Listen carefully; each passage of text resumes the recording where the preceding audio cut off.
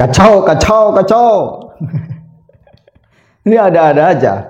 Tim hukum Ganjar Mahfud meminta untuk suara Prabowo Gibran itu dienolkan. Dienolkan. Harusnya Prabowo Gibran itu nggak punya suara. Harus dienolkan. Ini permintaan yang amat sangat gila, saudara. Ada-ada aja. Ini disekakmat oleh Yusril Ija Mahendra dan Otto Hasibuan. Soal gugatan-gugatan mereka itu yang receh, bukan tempatnya di sana. Coba kita simak sama-sama. Belajar juga kan kita, biar paham sedikit-sedikit ya persoalan sengketa ini ya. Baik, rekan wartawan, terima kasih sudah menunggu. Kami sudah mendengarkan dan menyimak dengan seksama pembacaan dan uraian permohonan dari pemohon nomor 2, Pak Ganjar Pranowo dan Pak Mahfud MD, dan kami sudah bersiap-siap untuk memberikan tanggapan akan kami sampaikan pada sidang berikutnya hari Kamis jam 13.00. Sepintas kami dapat mengatakan bahwa permohonan ini sebenarnya lebih banyak narasi seperti yang awal tadi, dan sedikit sekali bukti-bukti yang dikemukakan, dan sifatnya itu adalah kualitatif. Yang ujung-ujungnya adalah meminta supaya memohon kepada Mahkamah Konstitusi supaya mendiskualifikasi pasangan calon nomor urut 2. Dalam hal ini adalah pihak yang memberikan kuasa hukum kepada kami, Pak Prabowo Subianto dan Pak Gibran Raka Buming Raka, dan kemudian mereka menghendaki supaya dilakukan pemungutan suara ulang tanpa mengikut sertakan Pak Prabowo dan Pak Gibran, lalu hanya Pak Ganjar Pak Mahfud berhadapan dengan Pak Anies dan Pak Muhaimin Iskandar. Dalam sejarah pemilu kita maupun peraturan perundang-undangan kita belum pernah ada dan tidak ada aturannya bahwa pemilihan presiden dan wakil presiden itu dapat dilakukan pemungutan suara ulang secara menyeluruh. Ya. Dan kami menolak anggapan bahwa Mahkamah Konstitusi menyamakan pilkada dengan pemilihan umum presiden dan wakil presiden. Yang terjadi sebenarnya adalah bahwa Mahkamah Konstitusi menyatakan pilkada itu bukan rejim pemilu, dan Mahkamah Konstitusi hanya mengadili perkara-perkara itu untuk sementara sampai tiba saatnya nanti pemerintah dan DPR membentuk undang-undang yang membentuk pengadilan yang akan menangani perkara-perkara pilkada. Contoh-contoh yang disebutkan dalam permohonan tadi bahwa MK pernah mendiskualifikasi itu, mendiskualifikasi ini, sebenarnya diskualifikasi terhadap pilkada. Sudah berapa kali MK memeriksa, memutus perkara PHPU pemilihan presiden dan wakil presiden, belum pernah sekalipun Mahkamah Konstitusi membatalkan seluruhnya dan kemudian melakukan pilpres ulang untuk kedua kali. Jadi itu akan kami bantah nanti dalam keterangan yang akan kami sampaikan besok.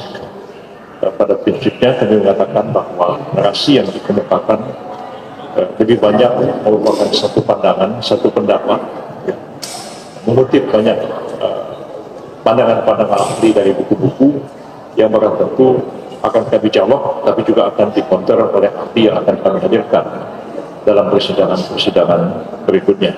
Kami berkeyakinan bahwa kami dapat membantah seluruh dalil-dalil yang dikemukakan oleh pemohon 2 pada siang hari ini, dan kami berkeyakinan Mahkamah Konstitusi akan menolak permohonan yang disampaikan kepada Mahkamah Konstitusi. Itu yang dapat kami sampaikan, dan selanjutnya kami berikan kesempatan Pak Otto Hasibuan sebagai Wakil Ketua Tim dan Pak Fahri Bahmid sebagai Wakil Ketua Tim untuk memberikan pendapat, kemudian yang lain-lain silakan juga. Terima kasih Pak Yusril.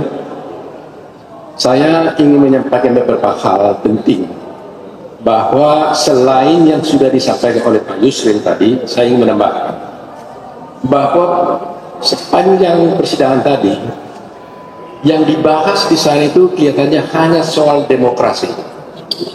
Seakan-akan perkara ini perkara tentang demokrasi, sehingga ada kesan kalau ada yang menang maka demokrasi bagus, dan kalau ada yang kalah demokrasi tidak baik.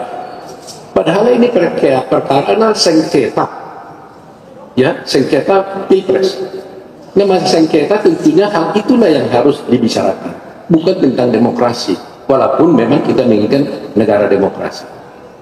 Kedua, dalam rangka membicarakan demokrasi tadi, dari pihak pemohon 2 merujuk kepada putusan-putusan pengadilan yang ada negara-negara Kenya, Zimbabwe, dan juga Malawi. Terus terang aja saya sangat sedih, menyesalkan itu.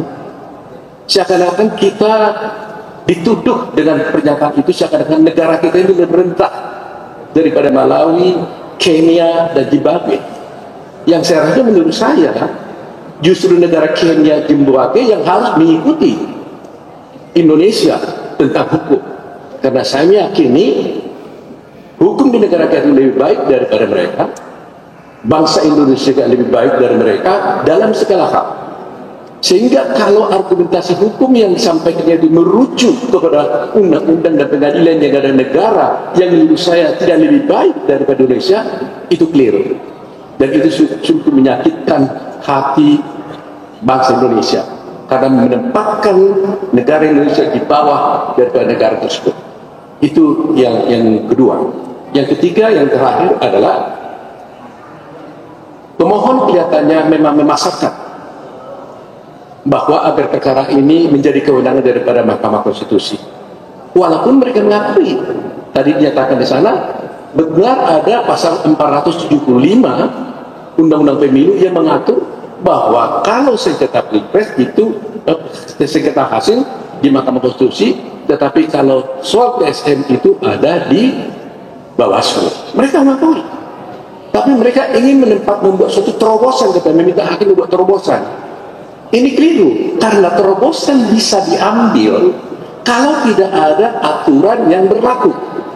Seperti kasus dulu TSM tahun 2014, nggak ada aturan tentang TSM, sehingga mahkamah mengambil terobosan menciptakan adanya pelanggaran TSM itu. Nah sekarang TSM sudah diatur dalam Undang-Undang Pemilu, jadi tidak ada lagi ruang bagi Mahkamah Konstitusi untuk mengambil suatu terobosan yang bertentangan dengan undang-undang yang ada, sehingga kepatuhan Mahkamah Konstitusi haruslah tetap dijaga agar patuh kepada undang-undang berlaku dan hukum acara yang sudah diatur di dalam undang-undang tersebut. Inilah yang perlu kita jaga, dan kita jaga bersama. Jangan sampai undang-undang diatur untuk hanya masyarakat setempat. Kita tegakkan hukum dan keadilan. Terima kasih. Ini Oke.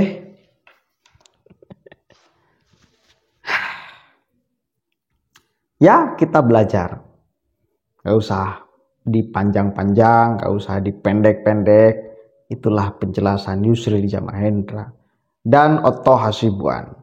Ya cuma lucu aja minta pengacara tim hukum dari Ganjar Mahfud itu untuk suara Prabowo dinolkan. Terus saya yang nyoblos dia, yang tanpa ada tekanan, tanpa ada intervensi, tanpa ada bansos, dianggap nggak ada gitu.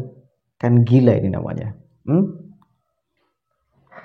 Udah bingung dalil sehingga minta untuk menolkan suara Prabowo Gibran. Itu ditertawakan oleh masyarakat banyak, saya kira.